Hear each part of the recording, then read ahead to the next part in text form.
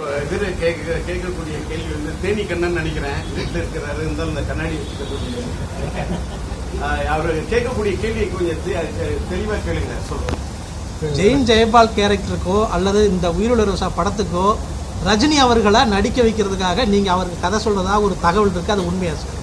தகவல் இருக்குது, உண்மையா நீங்க கேக்குறீங்க. இப்ப என்னன்னு கேட்டாக்கா, யூடியூப்ல சோசியல் மீடியால பாத்தீங்கன்னா எது உண்மை எது இது வதந்தி அப்படின்னு தெரியாத அளவுக்கு எல்லாரும் நியூஸ் பரப்புறாங்க. ஆனா நான் வந்து இதுல இப்ப இன்னைக்கு வந்து இந்த கட்டத்துல உயிருள்ள ஒரு விஷயம் படத்தில் நான் இன்னைக்கு இப்ப இந்த ஜெயின் ஜெயபால் படத்தை கதாபாத்திரத்தில் நான் நடிப்பதற்கு ஒரு விதத்தில் இன்டைரக்டா மறைமுகமா எனக்கு உதவி பண்ணதே சூப்பர் ஸ்டார் ரஜினி தான் சொல்லுவேன். ஏன்னு கேட்டா உண்மையை சொல்றேன், நான் வந்து சினிமாவில் ஒருதலை ராகம் படத்துக்கு வரத்துக்கு முன்னாடியே நான் 2 பேர் 2 கண்ணன் முன்னாடியே பேட்டி சொன்னேன். கமலும் ரஜினியும், அந்த உலகநாயகன் சூப்பர் ஆக்டர் கமலும் சூப்பர் ஸ்டார் ரஜினி அவர்களையும் மனசுல வச்சுக்கிட்டு தான் ஒவ்வொரு கதாபாத்திரத்தையும், இந்த ரஜினி இந்த டயலாக் பேசினா எப்படி இருக்கும், கமல் இந்த டயலாக் பேசினா எப்படி இருக்கும், ஸ்ரீதேவி பேசினா எப்படி, இப்படி நான் வந்து சினிமா உலகத்தில் ஒருதலை ராகத்துக்கு வர்றதுக்கு முன்னாடியே நான் வந்து ஒரு மிமிக்ரி ஆர்டிஸ்டா இருந்ததுனால ஒவ்வொரு டயலாக்கும் ஒரு வில்லன் கேரக்டர் வேற எம் ஆர் ராதா மாதிரி பேசி கொடுப்பேன், எம் என் நம்பியார் மாதிரி பேசி கட்டுவேன். இப்படி ஒவ்வொரு அதே மாதிரி ஒரு ஒரு என்னுடைய மனசுல வந்து ஒரு பெரிய இடத்தை பிடிச்சது கமலும் ரஜினி அன்னைக்கு. ஏன்னா நான் கல்லூரியில் படிக்கக்குள்ள அந்த இளமை ஊஞ்சலாடுகிறது படமா இருக்கட்டும், அது அந்த 16 வயதிலே படமா இருக்கட்டும், கமல் ரஜினி மேல ஒரு பெரிய அதோட தாக்கம் எனக்கு ரொம்ப அதிகமா இருக்கு. அதனால யான் வந்து அவர்களோட ரசிகர்களா இருந்த விட எனக்கு ஒரு பெரிய இதுன்னு கேட்டா, ரஜினி மாதிரி வந்து ஒரு பண்பான மனிதரை பார்க்க முடியாது. நானும் ரஜினி அவர்களும் ஒருதலை ராகம் காலத்திலிருந்து நல்ல நண்பர்களாக இருந்தோம். என்னுடைய ரயில் பயணங்கள் படத்தை மறைந்துவிட்ட இயக்குநர் சிகரம் பாலச்சந்திர ஐயா அவர்கள் படம் பார்த்து விட்டு அப்படி ரொம்ப பாராட்டி இருந்தார். அதே மாதிரி மேனா தியேட்டரில் அந்த படத்தை பார்த்து விட்டு நல்ல பாராட்டுறது யாருன்னு கேட்டா என் இனிய நண்பர் ரஜினி.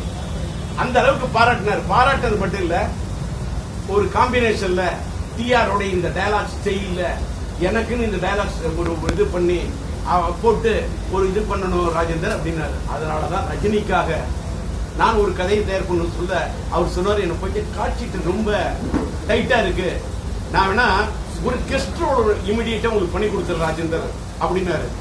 உடனே சரின்னு சொல்லிட்டு இந்த படத்தை நான் தயார் பண்ணி இந்த கதையை ரெடி பண்ணிட்டு போனேன். அந்த கதாபாத்திரம் ஜெயின் ஜெயபால் கதாபாத்திரத்தை போய் அவர்கிட்ட சொன்னேன். ஏவிஎம் ஜி தியேட்டர்னு நினைக்கிறேன், டப்பிங்ல இருந்தாரு. கதையை கேட்டாரு. இறைவன் இதா சொல்றேன் சொன்னா நம்ப மாட்டீங்க, கதை அவருக்கு ரொம்ப பிடிச்சு போய் அப்படியே கட்டி பிடிச்சி நம்ம பண்றோம், உங்களுக்கு டேட் என்னன்றதை நான் அலர்ட் பண்றேன் அப்படின்னு சொன்னாரு. அப்ப உடனே டயலாக் சொன்னா நம்ப மாட்டீங்க, அப்படியே 1 2 3 எண்ணிக்கை ஒப்பம் பேர சொல்லி கேக்குதா வாங்கிக்க அப்படின்னு அப்படியே அப்படின்ற ஜெயபால் அப்படின்னு அவரு நடிச்சிருந்தா அவருக்கு நான் போட்டு வச்சிருந்த பாட்டே வேற, அவருக்கு நான் போட்டு வச்சிருந்த டயலாக் ஸ்டைலே வேற. இது நான் பேசுறது, அது பேசுன அது வந்து என்னதான் இருந்தாலும் இமயம் தான், அதோட உயரம் தான், அவரு தான். அவருக்கா நான் பண்ணி வச்சிருந்த அந்த கதாபாத்திரத்தை தான் நான் வந்து என்னன்னு கேட்டாக்கா நடிக்கிறேன்னு ஒத்துக்கிட்டாரு. எல்லாமே கன்ஃபார்ம்டு. ஒரே ஒரு சின்ன காரணத்துல யார் ப்ரொடியூசர் அப்படின்னு சொல்லக்குள்ள ரஜினி சார்னு சொல்லிட்டாரு. டிஆர் யாரோ நல்ல ஒரு ப்ரொடியூசர், நீங்க ஹேம்நாக்ல கூட டச்ல இருக்கீங்க, கேஆர்ஜி கிட்ட கூட இதா இருக்கீங்க, நெஞ்சில் ஊரகம் கேஆர்ஜி கிட்ட பண்ணிருக்கீங்க, அதனால பெரிய தயாரிப்பு நிறுவனத்துல இந்த படத்தை பண்ணணும்னாரு. அப்ப நான் ரஜினி கிட்ட சொன்னேன், இல்ல ரஜினி சார், எனக்கு வந்து பெரிய தயாரிப்பு நிறுவனத்துல போனாலும் அதே சம்பளம் தான், நான் என்னோட சொந்த தயாரிப்பு நிறுவனத்துல பண்ணாக்கா அதான் எனக்கு பிளஸ். இப்ப நான் ராஜியை வச்சு டைரக்ட் பண்ணாலும் எனக்கு ஒரு சம்பளம், நான் சரிதாமா வச்சு படம் எடுத்தாலும் அது எனக்கு ஒரு சம்பளம், அதுவே எனக்கு பெரிய சம்பளம். ஆனா அந்த சம்பளம் எனக்கு பத்தாது. நான் ராகன் தேட்டும் பல்லவின்னு ஒரு படத்தை ரிலீஸ் பண்ணி நானே சிட்டி திருச்சி ஏரியா அந்த மாதிரி ரிலீஸ் பண்ணேன். அது எனக்கு கொஞ்சம் லாஸ். இந்த லாஸை இன்னைக்கு நான் இது பண்ணணும்னா மேனேஜ் பண்ணணும்னா ஒரு சொந்த படம் எடுக்கணும். அதுக்கு இந்த படத்துல இந்த கெஸ்ட் ரோல் தான் உங்களை கேட்கிறேன். இந்த ரோல் நீங்க சொந்த படத்துல பண்ணீங்கன்னா பெட்டரா இருக்கும் ரஜினி. அப்ப அதுக்கு ரஜினி சொன்னாரு, ராஜேந்தர் நீங்க என்னோட பெஸ்ட் ஃப்ரெண்டு, நம்மளோட நட்பை இது முடிச்சிடக்கூடாது, நான் பெரிய நிறுவனத்துல மட்டும்தான் நடிக்கணும்ன்ற ஒரு கொள்கையை இப்ப மனசுல ஏற்றி வச்சிருக்கேன், என்ன பண்ணலாம் நீங்க வழி சொல்லுங்க. அப்ப நான் ரஜினிகிட்ட சொன்னேன், இல்ல ரஜினி சார் ஒண்ணு பண்ணுவோம் சார், என்னாலும் உங்களுக்கு சிரமம் வேணாம், நீங்க உங்களோட கொள்கை எனக்காக உங்களுடைய கொள்கையை உங்களோட லட்சியத்தை உங்களோட பாதையை நீங்க மாத்திக்காதீங்க, நான் ஒண்ணு பண்றேன், இந்த படத்தை நான் பண்ணிட்டு நான் வாழ்க்கையில் ஒரு பெரிய நிறுவனமா மாறி அதுக்கப்புறம் உங்களை வந்து பாக்குறேன் அப்படின்னு சொல்லிட்டு நான் உருவாக்கின நிறுவனம் தான் தஞ்சை சினியார்ட்ஸ். ரஜினி சாருக்காக பண்ணி வச்சிருந்த அந்த கதையை கொஞ்சம் எனக்கு தகுந்த மாதிரி மாற்றம் பண்ணி, அவருக்குன்னா வேற, எனக்குன்னா அது கொஞ்சம் மாற்றம் பண்ணி நான் பண்ண கேரக்டர் தான் செயின் ஜெயபால். பாத்தீங்களா, ஒரு செயின் ஜெயபால் கதாபாத்திரத்துக்குள்ள இதுக்குள்ள அந்த படத்தை உயிரோட ஒரு இது வரும், ஒரு ஸ்டாச்சு ஒன்று வச்சிருப்பேன். இந்த தாடிக்கு பின்னால் ஒரு பெரிய கதையே இருக்குன்னு சொன்னா அந்த தாடியோட இது அப்படி டேர்ன் பண்ணும், அதுக்கு பின்னாடி ஒரு பெண் வருவா.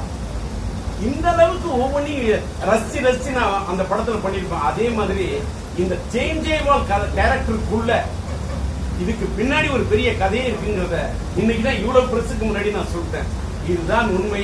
மைதிலி காதலி ஒரு தாய் மென்தங்கிகளின் சம்சார சங்கீதம் சாந்தியன் சாந்தி எங்க வீட்டு வேலன் பெற்றெடுத்த பிள்ளை தாய் தங்கை பாசம் மோனிஷா மோனலிசா சொன்னால் தன் காதலா காதல் எடுத்து எல்லாத்திலையும் பிரம்மாண்டமான திட்டப்பட்டிருப்போம். அது வேற பேட்டர்ன். உயிருள்ள ஒரு ரிக்ஷாவுடைய பேட்டர்னை A to Z love sir. First ஃப்ரேம்ல இருந்து லாஸ்ட் ஃப்ரேம் வரைக்கும் காதல்.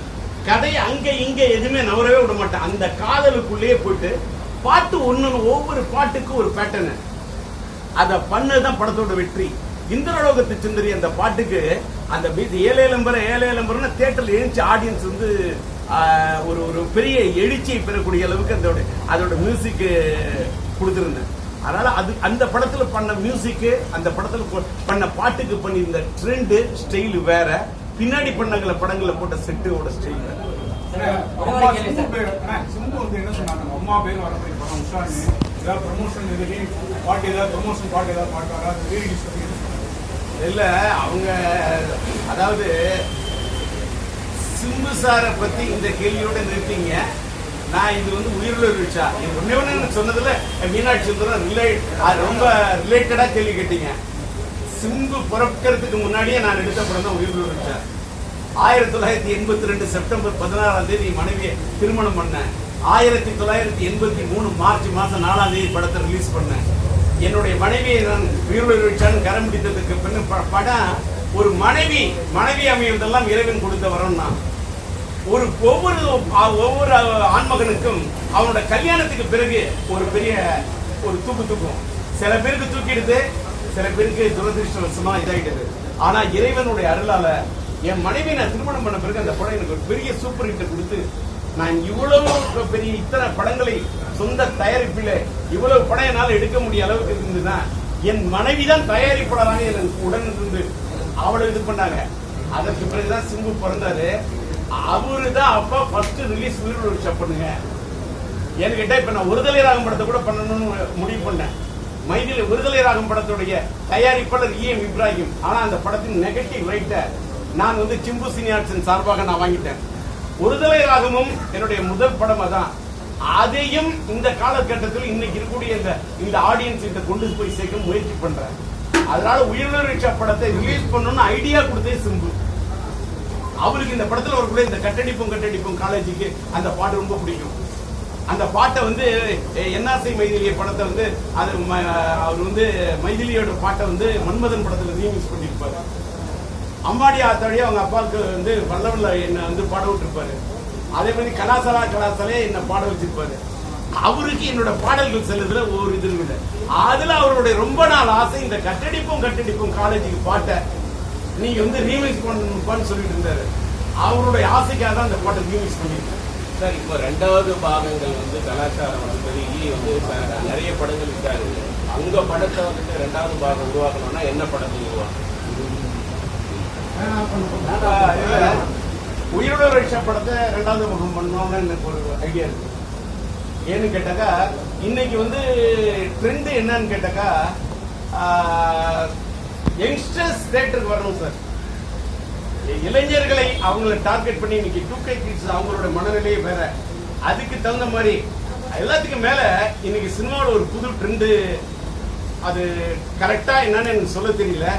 மீண்டும் கொஞ்சம் குடும்பப்பாங்கான விஷயங்கள் இருந்தாலும் திரையரங்குகளுக்கு மக்கள் வரக்கூடிய ஒரு சூழ்நிலை உருவாகி இருப்பதாக நான் யூகிக்கிறேன். இந்த இது வரணும். ஆனா இப்பவும் சொல்றேன், சினிமாவுக்கு 200 ரூபாய் மால்ல வந்து டிக்கெட் ரேட் இருந்தாக்கா படம் பார்க்கக்கூடிய ஆடியன்ஸுக்கு கஷ்டம். இது என்னுடைய தனிப்பட்ட கருத்து.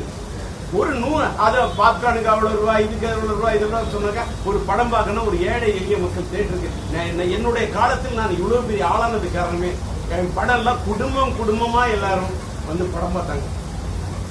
ஊர்ல எல்லாம் கிராமத்துல வண்டி கட்டிட்டு அதுல கட்டிட்டு அப்படிலாம் வந்து படம் பார்த்தாங்க. தங்கை ஒரு கீதம் எல்லாம் அந்த காலகட்டம் மீண்டும் வருமா? திரும்ப இல்ல எல்லாமே. ஆனா அன்னைக்கு சாதாரண போன்ல பேசணும், இன்னைக்கு செல்போன்ல பேசுறோம், ஐபோன்ல பேசுறோம், ஸ்மார்ட் போன்ல பேசுறோம், இன்னைக்கு வாட்ஸ்அப் கடமா இருக்கு. அது திரும்ப வருமானா மக்கள் எதை எப்ப எப்படி இது பண்ணுவாங்கன்னு தெரியாது. இது திரையரங்கு உரிமையாளர்களே இந்த பெரிய படங்கள், நான் பெரிய பெரிய சூப்பர் பெரிய ஸ்டார் படங்களுக்கு ஒரு ரேட் இருக்கிறதுல எனக்கு மாறுபட்ட கருத்தே இல்லை. அதோட பட்ஜெட் வேற. சாதாரண படங்களுக்கு பட்ஜெட் சப்ஜெக்ட மட்டுமே நம்பி எடுக்கக்கூடிய படங்களுக்கு, இந்த பழைய படங்களுக்கு 100 ரூபாய் டிக்கெட் விற்கிற மாதிரி இந்த சின்ன பட்ஜெட் படங்களுக்கு ஒரு முன்னுரிமையை திரையரங்கு உரிமையாளர் கொடுக்க வேண்டும் என்பது என் கோரிக்கை. அந்த ஒருவேளை அதை மாதிரி கொடுத்தாங்கன்னா திரும்ப சினிமாவுக்கு ஒரு பொற்காலம் வரும். உதாரணமா சொல்ல போனா கமல் நடித்த விக்ரம் ஆகட்டும், ரஜினி நடித்த கூலி ஆகட்டும், அந்த படங்களுக்கு எல்லா தியேட்டரும் உலகம் ஃபுல்லா 2000 தியேட்டர் 3000 தியேட்டர் கொடுக்குறாங்க. ஆனா அந்த காலகட்டத்தில் எந்த படமும் சூப்பர் ஸ்டார் படம் ரிலீஸ் ஆனால் மற்ற படம் ரிலீஸ் ஆனது. ஆனால் துணிஞ்சு ரிலீஸ் பண்ண ஒரே ஆள் நீங்க தான். ரஜினி படம் ரிலீஸ் ஆனா அதே நாள் என் படத்தை ரிலீஸ் பண்ணுவேன் அப்படின்னு சொல்லி சவால் விட்டு ரிலீஸ் பண்ண காலகட்டங்கள்லாம் உண்டு. ஒரு மாறுபட்ட கருத்து. அவரு சுடுக்கிங்கிறப்ப உயிர் விஷயம் வந்தது, தங்கமகன் படம் வந்தப்ப தங்கைக்கு ஒரு கீதம் வந்தது. இப்படி அதே மாதிரி என்னோட படங்கள் நிறைய வந்திருக்கு. அதே மாதிரி மோனிஷா என் படையப்பா வந்தப்ப மோனிஷா என் மொல்லிசா வந்தது. ஆனா படையப்பா மோனிஷா மொல்லிசா ரெண்டுத்தையும் ஒரே நாள் ரிலீஸ் பண்ணிருக்கோம். மோனிஷா என் மொல்லிசா சிலம்பு படத்தில் நடிச்சிருக்கான். ஆனா ஃபர்ஸ்ட் ஷோ என் பையன் படையப்பாக்கு தான் போறான். நானே ரஜினியோட ரசிகன், என் பையனும் ரஜினி ரசிகன் தான் இருந்தான். நான் கமல் ரசிகனா, என் பையனும் அதே மாதிரி அவர் கமல் ரசிகனா இருந்தாரு. இதான் உண்மை. அதை நான் ரஜினி சார் படத்தோட சவால் விட்டு எல்லாம் படத்தை விடல. நல்லா புரிஞ்சுக்கணும். ரஜினி சார் படத்துக்கு அவ்வளவு தியேட்டர் அந்த காலத்துல போடுறாங்கன்னா, அதாவது அது போக பிஞ்சி பேசாச்சு ஒரு கேப் இருக்கிற தியேட்டர்லாம் நமக்கு கிடைக்கும். அதுல போட்டோம்னா அதோட சேர்ந்து நம்மளும் அப்படியே வெளியில வருமே வந்த படங்கள் தான் அது. அதனால நீங்க இந்த மாதிரிலாம் சவால் விட்டு ரஜினி ஆடினா சைட்ல இருந்து ஜெயிச்சிருந்தா தினகரன்ல இருந்த காலத்துல இருந்து உங்களுக்கு தெரியும்.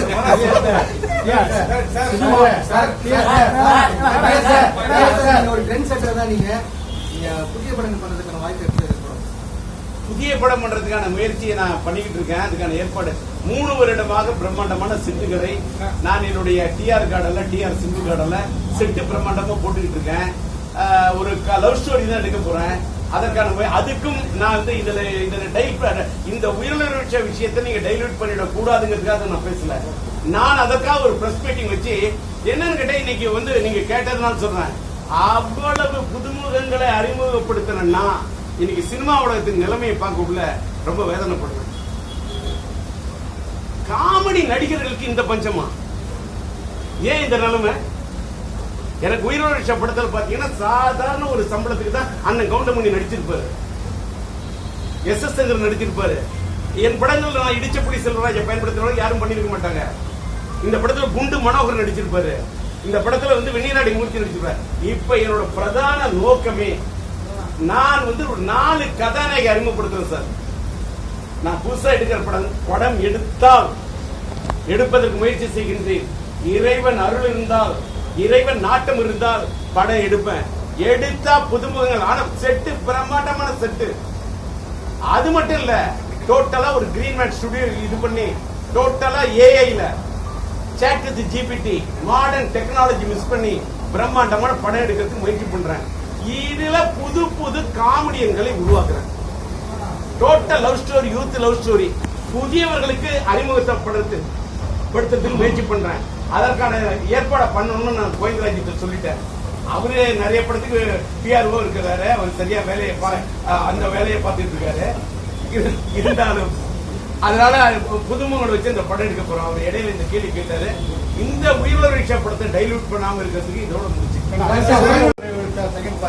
இப்ப காதல் புனிதமா இருந்தது, இப்ப புதிரா இருக்கு. எப்படி?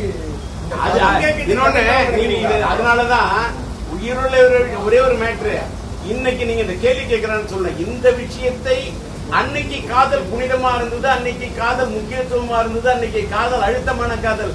இன்னைக்கு இருக்கக்கூடிய காதல் வேற. இது ஃபாஸ்ட் ஃபுட் காலம். இது காதல் இன்னைக்கு fast love, false love, fake love அப்படி போயிட்டு இருக்கு. ஆனால் இந்த கம்பேரிசனை தான் நான் படம் எடுக்கிறேன். நீங்க இப்படி சொல்றதுனால உண்மையான காதல் நாட்டில் இல்லாம போயிடாது. பர்சன்டேஜ் கம்மியா இருக்கலாம். இன்னைக்கு தன்னுடைய காதலுக்காக உயிரை விடக்கூடிய பொண்ணு இருக்க, இன்னைக்கு தன்னுடைய காதலுக்காக உயிரை விடக்கூடிய பையன் இருக்கானே, காதலுக்காக உயிரை விடக்கூடிய பையன் இருக்கான், பொண்ணு இருக்கான். அதனாலதான் உயிருக்கு நிகரானது, உயிரை தாண்டது காதல். அப்படின்னால உயிர் உள்ள ஒரு விஷயம் படம் எடுத்தேன். 1980 45 வருஷம் ஆயிட்டு கூலி படத்தையும் பாடுனீங்க, வட சென்னை பாட்டுக்கு போட்டியாகவும் நீங்க படம் பண்ணீங்க. அது இன்னொன்னு அல்ல, இது கரெக்ட். அது அந்த படத்தை அது ஏன்னா அது இந்த மாதிரி எப்படி அப்படியே சைட்ல ஏங்க அதெல்லாம் ஏங்க அதான் வேண்டாம். 45 வருஷமா எனர்ஜியா இவ்வளவு இது இருக்கு. எனர்ஜி காரணம் என்ன? இது எத்தனையோ வருஷமா சொல்றேன். ஏதாவது திரும்ப சொன்னா அப்படின்னா என்னன்னு கேட்டாக்கா, எனர்ஜிக்கு காரணம் ஒண்ணும் இல்ல. அவனாக்கா இதுல பட தூதுக்கா தூதுக்கா இப்படின்னு சொன்னாக்கா, இந்த பீட்டை கொடுக்குறேன்னு சொன்னா வீட்டுல ட்ரம் அடிச்சுக்கிட்டே இருக்கிறேன். வாழ்க்கையில சின்ன பசங்களுக்கு அடுத்த தலைமுறை தம் அடிக்கிறான். ஆனா உன்னோட தம் போயிடும். அடிக்காத தம்மு. நான் ட்ரம் அடிக்கிறேன், அதான் ஸ்ட்ரென்த்தோட இருக்கிறேன். தம் அடிக்க மாட்டேன், தண்ணி அடிக்க மாட்டேன், தனி மனித ஒழுக்கத்தை இழக்க மாட்டேன். அதனாலதான் டிஆர் இன்னைக்கு அதே எனர்ஜியோட இருக்கேன். இடையில யாரோ ஒரு உடம்பு சரியில்லை, அப்படி இல்லை, அவரால் நடக்க முடியாது, அவரால் பேச முடியாது, அவருக்கு முடியலாம், ஒண்ணுமே இல்லை. இந்த மாதிரிலாம் 1000 நக்கல் நையாண்டி கிசு கிசு கிசுங்கள் என்ன வேணா வரட்டும், நானா இருப்பேன்.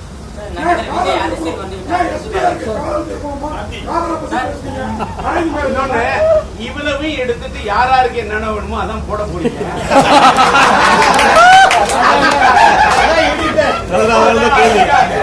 இஷ்டத்துக்கு வேற பிரஸ் மீட்டிங்ல போனா நீங்க என்ன கேள்வி கேக்குறீங்கன்னு பாக்குறேன்.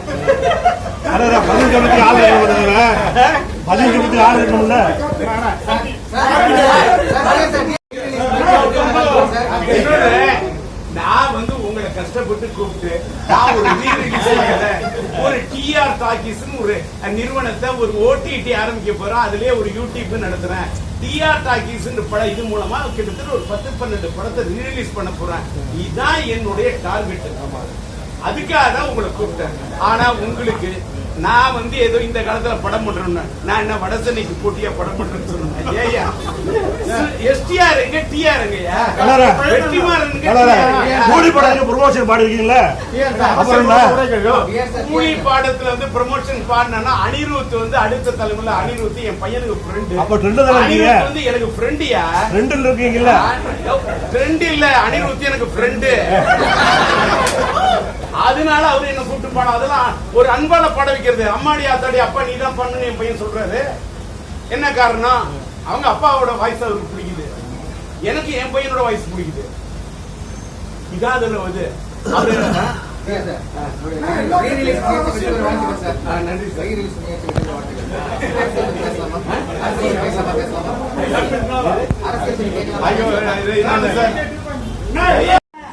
இன்னொன்னு, ஒவ்வொரு காலகட்டத்தில் மனிதன் ஒவ்வொரு டைப்பா இருப்பான்.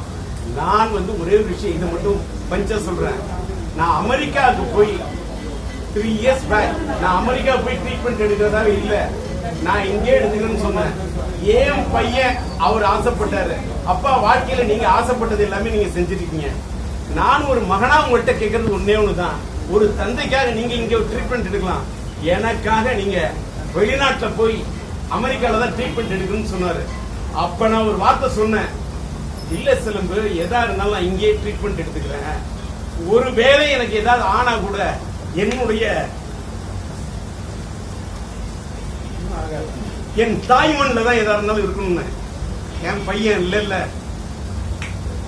அமெரிக்கால ட்ரீட்மெண்ட் எடுக்கணும். அமெரிக்கால போய் நான் ட்ரீட்மெண்ட் எடுத்தது என் வாழ்க்கையில இறைவன் எனக்குள்ள ஒரு பெரிய மாற்றத்தை கொடுத்தான். எனக்குள்ள ஒரு பெரிய சேஞ்சை கொடுத்துட்டான். நான் மாறிட்டேன். நான் இப்ப இந்த கேள்வி கேட்கிறேன், நான் மாறிட்டேன். நான் இப்ப மேக்சிமம் அனாவசியமா எதுக்கும் போக கூடாது. வம்பு எல்லாருக்கிட்டையுமே காட்டணும் அன்பு. எனக்குள்ள வந்துடணும் அந்த மாதிரி ஒரு பண்பு. இதான் எனக்குள்ள எனக்கு ஏற்பட்ட மாற்றம். இவ்வளவு நேரம் நல்லா அமைதியா இருந்தேன். இப்ப மட்டும் இந்த இது பண்ண ஏன்னு கேட்ட இந்த மாதிரி எங்க வீட்டுல சொல்லி அனுப்பிச்சாங்க, நீ எமோஷனலா ஆகாதீங்க, எமோஷனலா ஆகக்கூடாது அப்படின்னு. இப்படி இதற்கே எமோஷனலா ஆகக்கூடியதுல நீங்க இந்த அரசியல் இதெல்லாம்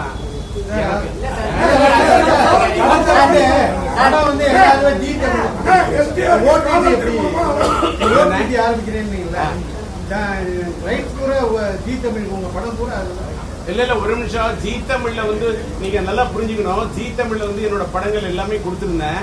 அந்த கொடுத்திருந்த படங்கள் ஃபர்ஸ்ட் ஒரு 10 வருஷத்துக்கு கொடுத்தேன், அடுத்த ஒரு 10 வருஷத்துக்கு கொடுத்தேன். இப்ப அந்த படங்கள் அவங்கள்ட்ட முடிஞ்சிருச்சு.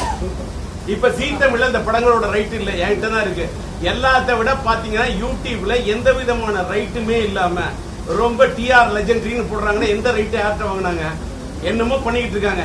அதற்காகத்தான் முறைப்படுத்தி என்னோட படங்கள் எல்லாத்தையும் என்னோட டிஆர் டாக்கீஸ்ல முறைப்படுத்தி ஏற்றி வைக்கணும் ட்ரை பண்றேன்.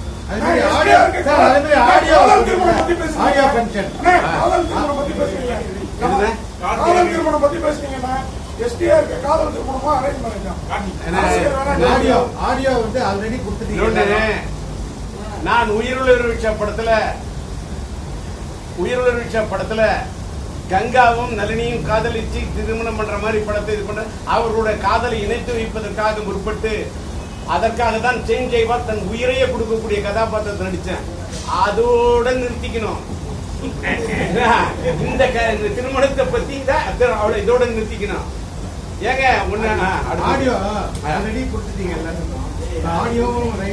அது எப்படி அன்னைக்கு கொடுத்தது வந்து இப்ப உதாரணத்துக்கு இந்த படத்தோட ஆடியோ ரைட் அந்த காலத்துல வெறும் ராயல்டிக்கு பேஸ்ல கொடுத்தது ஏவிஎம் கொடுத்தோம்.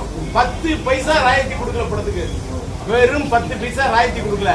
அது அன்னைக்கு இருந்தது மோனோ காலம், கேசட்டுக்கு தான் கொடுத்தது. இன்னைக்கு டிஜிட்டல், டோட்டல் டிஜிட்டல்.